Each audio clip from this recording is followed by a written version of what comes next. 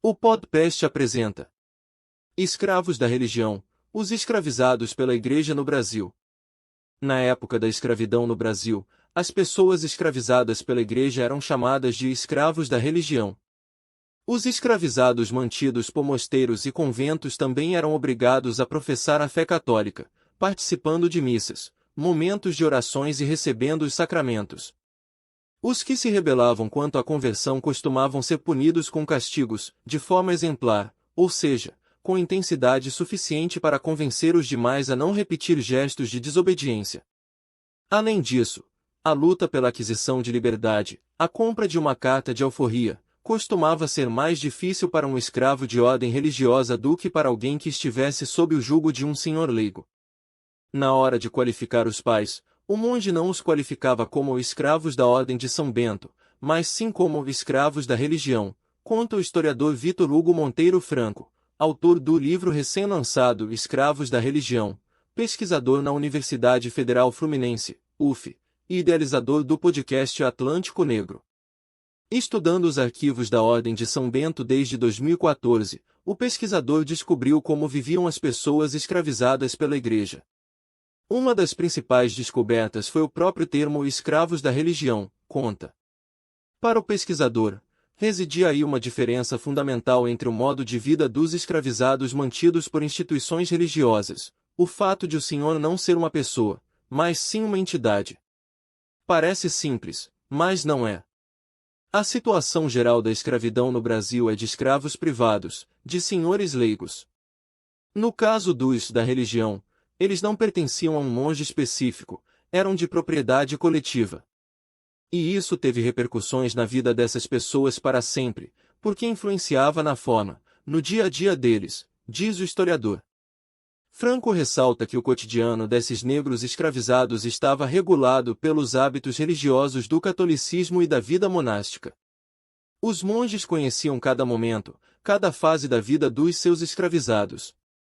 Por mais que as propriedades fossem enormes, eles tinham o controle administrativo sobre aquelas pessoas, ao contrário dos senhores leigos, que muitas vezes tinham um contato muito pequeno com os escravizados, compara.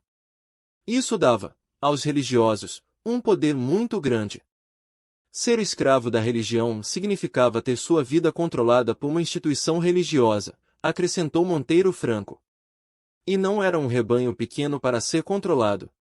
De acordo com as pesquisas de Franco, quando os religiosos emanciparam seus escravos, em 1871, somente os beneditinos tinham um total de 4.000 escravizados. Eram 3 as principais ordens religiosas escravistas do Brasil, os jesuítas, os beneditinos e os carmelitas. Em menor escala, os franciscanos também, elenca.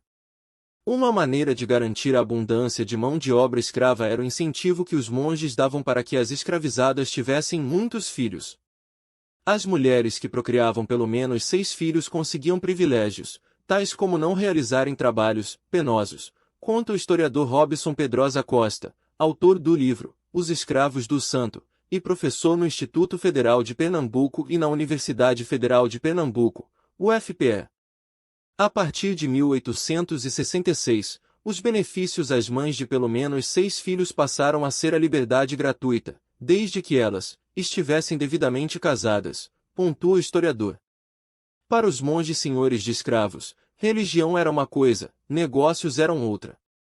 Pelo menos é o que fica claro em outro achado do historiador Monteiro Franco, nos registros de batismo, a maior parte das crianças era registrada como sendo filho de mãe solteira. O historiador Vitor Hugo Monteiro Franco encontrou registros que atestam atos de crueldade. Tem um caso, em uma fazenda de Cabo Frio, também dos beneditinos, em que 2 monges foram presos depois de matarem, de tanto espancar, um escravizado. Isso no século XVIII, conta. Olha o nível da violência. Prática relativamente comum entre escravizados no Brasil, a compra da liberdade era mais difícil para um escravo da religião. Enquanto no caso daquele que servia a um senhor leigo bastava convencê-lo, com acordos e, muitas vezes, um valor em dinheiro, no caso dos monges era preciso passar por um processo formal. As ordens religiosas libertaram seus escravos ao longo de 1871, 17 anos antes da Lei Áurea. A primeira instituição a fazer isso foi a Ordem de São Bento. Aos poucos, os beneditinos foram seguidos pelos demais religiosos. Obrigado por ouvir o podcast.